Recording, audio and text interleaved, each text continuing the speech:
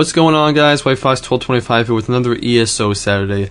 Today we got a lot to talk about. It's actually a pretty busy news week, which is awesome because we have had some pretty slow news weeks in the past. But today we're going to be talking about changes to the champion system in Update 6, changes to provisioning in Update 6, and all the stuff they covered in ESO Live, which was kind of more about abilities, but they had a really cool segment on the changes they've made to animations in the game, which is really awesome, and some really cool stuff coming in that sort of area. So we're going to talk about that. Other than that, I just want to make sure you guys know that I have been sick kind of, so my voice is a little weird. Just kind of wanted to address that. But other than that, let's get right into the champion system and the changes they've made. So again, they wanted to clarify that the champion system is account-wide. So any champion points you earn can be used for any of your characters, and each character you have can spend those points differently, which is really cool. It makes making ults easier and also more fun because you have all those points to spend immediately, and it kind of encourages making ults, which is kind of cool. So anyway, the biggest thing that I was pretty surprised by is when you get a champion point, you have to spend it in the warrior, and then the next one you have to spend in the thief, and the next one you have to spend in the mage, and it's in that order. So you can't spend all your stuff into thief and get really good at stealthing, but even though you can get good at stealthing, but you have to spend each point in one of the constellations before you spend another point in that constellation you really want to go into, which I guess is important for balancing issues or reasons. But, you know, I really wish I could just invest all my stuff in the Thief's Tree. Unfortunately, you can't do that, so that's something that really surprised me. But, you know, each constellation, so, you know, there's the Mage constellation, and there's the Warrior constellation, and the Thief constellation. They have different things. So the Warrior, you know, you could just increase your health and invest in that sort of tree. Or you could, you know, use it to increase your armor. There's also a skill where it's harder to get knocked off your horse and stuff. So it's not just like Warrior is good for two-handed like it was in Skyrim. You know, Thief is good for like sneaking and daggers, and you know, Mage is good for fire restoration. You know, it's not just that. You know, everyone in the game uses magicka and everyone uses stamina. So you know, the Thief tree is going to focus on stamina, and you know, other things like lock picking, and Mage is going to you know, focus on magicka and like physical and magical power. So even though you have to invest in these constellations, there are different trees and different ways to invest in each one, which is cool. Other than that, you can spend a total of 100 points on each star in a constellation. As you spend points in a specific constellation, you unlock powerful passives. So you unlock these when you spend 10 points in a constellation, 30 points, 75 points, and 120 points. And in total, there are 36 of these strong passives. They're way more strong than just like a skill you could get, or you know, one of the passives you would get in a constellation just by, you know, spending a point. They're kind of big, and they kind of reward you for getting all those points and spending all those points. So that is one way that veteran players will have a one-up on, say, a character who just got to VR1, and a VR14 player will have all these powerful passives that they don't. So that's one way that they're still keeping those people who have played more on top. Other than that, they've introduced enlightenment. So what enlightenment is you get it over time, even if you're not playing, and you still get it if you're playing. But you get enlightenment, and you can use that enlightenment to get to the next champion point. So I think they did this just so, you know, it gives you a reason to come back. So like, oh man, I haven't played in a month, but I got all this enlightenment to spend, so I don't want to log back in and play for a little bit and spend my champion points. So I think that's maybe why they did that, or just so people don't fall too far behind even if they're not playing. I'm not really sure, but it is a kind of cool system that they added, and kind of nice that you're still progressing even if you're not playing. Other ways to earn a champion point are killing enemies, questing, fighting in Cyrodiil, exploring dungeons and delves, and facing trials and the Dragonstar arenas. So basically everything that earns you XP, except for like discovering a new area, lockpicking, and you know, just simple stuff like that. But the main ways are still going to earn you champion points, which is cool. So that pretty much changes all the that pretty much wraps up all the changes for the champion system in Update 6, or the new changes they've made. If you guys don't really know what the champion system is, go back and look at my video I did on the champion system. I will put a link in the description to that. But basically, just in case you didn't know, it's just it's the new progression system for ESO. But if you don't know more about it and you want to know more about it, go check out the video with a link in the description. Moving on, let's talk about the changes to provisioning in Update 6, because there are some really cool ones. So there's no secret that provisioning is kind of the least favorite crafting system in ESO, and it definitely is. What provisioning is cooking, and it gives long-term buffs. So let's say I eat this piece of meat and I have 30 more health for the next hour or something like that. So that's how it's different from potions, which give you immediate buffs. Cooking gives you more slow, long-term buffs. So right now it's kind of hard, it's kind of difficult because you have to have all these ingredients. The recipes are kind of boring, they're the same. So they have brought some really cool changes in to make it sort of new and fresh and more exciting. So there are far less ingredients, so you have way more inventory space. You don't have to carry around all these ingredients in order to craft, different stuff, which gets really annoying when you don't have enough backpack space. The UI has been updated and you can organize recipes more sensibly, which is nice. Many new recipes have been introduced, which is probably the coolest thing they've added. So just a lot more stuff to cook. New stuff is always cool. New ways to craft is always cool. I love making different style bows. I love making different recipes. It's kind of the same concept. Once you make fishy sticks for like 1,000 times to get the same buff, it kind of gets tiring. So it's cool that they added in some new recipes. Some other new changes are that now if you eat meat, it's going to increase your health. Fruit will always increase your magicka and stuff like that. So the kind of food group will focus on one sort of area of buff, so you kind of know what you're actually making when you make it, which is kind of cool. So if I want to get my magicka up, I could just go buy some fruit. If I want to increase my health, just go buy some meat and stuff like that, which is kind of nice. Food and drink additives increase the quality of your creation, so you can add those to make better stuff and more effective dishes and things like that, which is awesome. Now, objects in the world will actually give you what they are, which is really cool. Something I hate about ESO right now is if I go up to a bag of apples, I get I could get mac and cheese. It doesn't make sense, which is really something they changed that I really like, is now if I go up to a thing of apples, I will get an apple from it. So just things like that. It doesn't have to be apples. It could be a bag of potatoes. Now you'll get a potato from it. So just more realistic, which I really like. Even if you're not into provisioning, that's a cool change because it makes the world more realistic, which is always nice. Non-trophy fish that you catch can now be skinned and used as meat. You can also kill cows and chickens and you'll get their meat. Also critters will give you meat. Drink buffs have improved to make them competitive, just like the food buffs have. I guess drinks were a little underpowered. I didn't really know that, but I guess they were.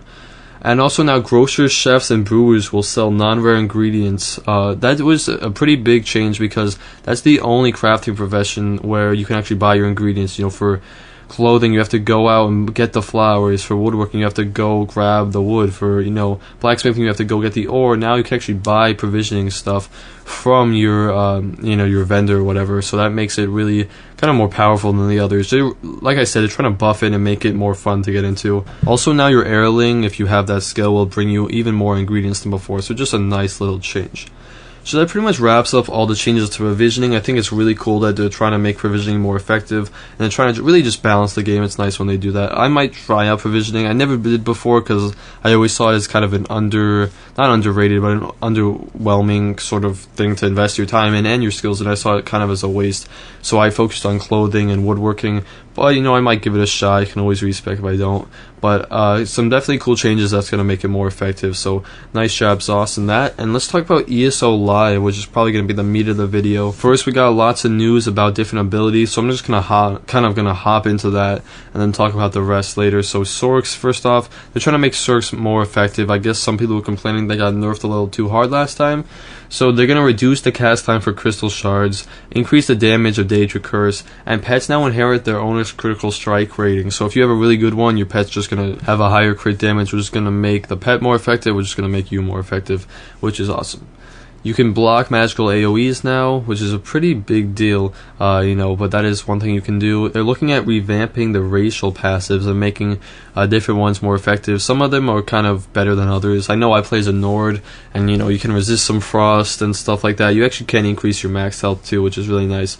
But some of the racial passives are really kind of, there's no point. Like Argonians can breathe underwater. Like, what does that really do for you? Actually, maybe not breathe underwater. I think you can swim faster as an Argonian. But some of the skills just don't really make quite a lot of sense, and some are really good, like the Khajiits. So, I think they're just looking to make the ones that suck a little better. This isn't coming in Update 6, but they are right now looking at making, heavy attacks with the bow and staves interruptible. So if I'm drawing my bow back for like 3 seconds to release it, then it actually does quite a bit of damage. That can be interrupted if someone hits me, which I kind of don't like as a bow person, because that is really an effective way to play, because it also restores stamina when you do that. But at the same time, if that's going to make the game more balanced, I'm all for it. Next, a little bit of thing we got about the champion system that I forgot to mention before, but they addressed in ESO Live, was that champion bonuses scale to your levels. So, the bonuses don't add like 100,000 armor to anyone, not that any of them do that, but, the VR 14 a VR 14 is obviously going to have more powerful buffs than a VR 1, and the way they made them scale to level is mostly based on percent. So let's say I get 10% more armor. Obviously, if I have a higher armor rating, that's going to increase my armor more than if I had a lower armor rating. So that's just kind of how they did that. Most of them are based on percentage, so you're not going to have like someone who's VR 1 be as powerful as someone who's VR 14, which just makes sense. There is a free respec coming with Update 6, which is cool. Now on to kind of less stuff about abilities. Nerio, I always forget how to pronounce her name, but she was part of the Morag Tong. She was part of the Ebonheart Pact storyline. She might be coming back when they introduce the Dark Brotherhood, which is really cool. And they said they're really making an effort to bring back reoccurring characters. So maybe the Darien for the Daggerfall Covenant and Queen Arian you'll see again. So that's really nice because it makes the world feel more alive when you see people you've seen before and they have different things to say about what's been going on and stuff like that. Just a little fun fact they added is that max gold is $2 billion. So if you ever get $2 billion, you can't have more than that, so you might want to spend some at that point. Other than that, that's pretty much all the little bits of knowledge we got from ESO Live. And let's go into the animations, which was kind of a big part of the video and really cool stuff coming, so I really am excited to talk about that. So the biggest thing they stress with the animations, they're working on combat responsiveness. So if you play ESO for a while, you know sometimes you hit a button and really nothing happens, or it doesn't happen for a while, and you're not sure if it worked or not, or if it read your button hit. It is kind of annoying, and the combat isn't really that responsive. Sometimes there's a delay for the button you hit, and it can get annoying, especially because ESO is an action-based MMO. So they've really worked on that. They've really kind of just try to make it, if you hit a button, something always happens, and it's really quick and responsive, like it should be. And I'm really excited for that because it's a little gripe I've had about the gameplay for a while, especially like the weapon swapping. They said they're working on that. Sometimes it can take a couple seconds. So they're really just working on when you hit a button, it happens immediately, which is obviously a really good thing, and I'm pretty excited about that. They try to make some of the animations more realistic, especially the fighting ones. So when you're fighting, you have a better stance, and it makes the first person look a lot better. Sometimes when you're first person, it feels like you're hovering above the ground and like you're really short. That's all fixed, because when you're actually standing up, you're standing up taller, they said, so it kind of fixed the first person animation too. Other than that, they worked a lot on the combat stances, like I said. The way you swing your weapon, the way you block is completely different. Your arms don't completely feel like in sync with each other. Different arms will do different stuff, which makes the animations, like I said, just more realistic. As I said, first person is going to look a lot better with the swing and stuff, and you're going to be way further up the ground, which is really nice. And I actually got a chance to check out some of these animations during the live stream, and they do look a lot better, and I can say that. Animation is something a lot of people complain about. They say it looks awkward or something like that, and I do kind of agree. I think it has a little bit of a charm to it, like the run and stuff. I don't know, just kind of nostalgic from watching all the gameplay before I started playing. I don't know, that's just a little thing with me, but obviously it's going to be more realistic. I'm all for the change. Other kind of small stuff that they said, NPCs will take different paths to go places. The world's going to feel more alive because NPCs will, always go to home at 12 o'clock, and they'll take different paths every time. Maybe they'll feel rushed and they'll run there. NPCs that walk by each other will talk to each other and actually say some stuff, just like they did in Skyrim. So it's making the world feel more alive. Sometimes the cities can kind of feel just stale, and like the people are just kind of objects, not really doing anything. So I think it's going to make the world a lot more dynamic and kind of fun and more realistic, which is obviously something that I welcome to the game. The next thing they talked about actually has to do with the crime system. Different NPCs will react differently to different crimes. So let's say the NPC is a little more sleazy. Maybe he'll just like look at you and kind of wink, or maybe like an old NPC woman will run away, or like sort of an ex-warrior sort of style NPC will actually try to fight you. So they'll all have different reactions when they see you commit a crime, if they do see you commit a crime, and that's all based on their personality. It's not just random. It is based on their personality, which is pretty cool that they took the time to give each NPC a different personality in the coding and stuff, which is really nice. Other than that, vendors, if they witness a crime, might refuse to do business with you because you're a thief. They don't want to have to do business with a thief. So that's possible, and that's actually, it's actually game changing, because maybe you have to go to a different city to buy clothing materials and stuff like that. So that's kind of cool, just because, like I said, adding more depth to the world is obviously better. Making the world more dynamic and feel like a living place is always something I welcome, especially in ESO, where I felt like that was something that was lacking from the start. Lots of emotes are coming, which is going to make some of the role players really happy. They actually said just tell them which emotes you want to see, and they'll try to make them happen. You know, the animation team on the live stream seemed really, looking for different input and really willing to change stuff based on what the fans wanted, which is cool. The horse animation is all new, which is awesome. I never really thought the horse animation was bad, but hey, I'm all for new animations. There is now a potion animation, so when you drink a potion, you don't actually drink it, but when you hit the button, little sparkles go around you with different colors based on what potion you take. So it lets the people around you know that you took the potion, and it just lets you know that you successfully took the potion, which I guess I didn't think it was something that's needed, but obviously just any change is good, that it makes people more aware of what you're doing in combat, especially that's important in PvP. So that's pretty much going to wrap up all the news we got this week. Again, I have to apologize, I am kind of sick. I know my voice sounds a little monotone and a little scratchy. I do apologize with that. Hopefully I'll be better by next video when we talk about some different stuff.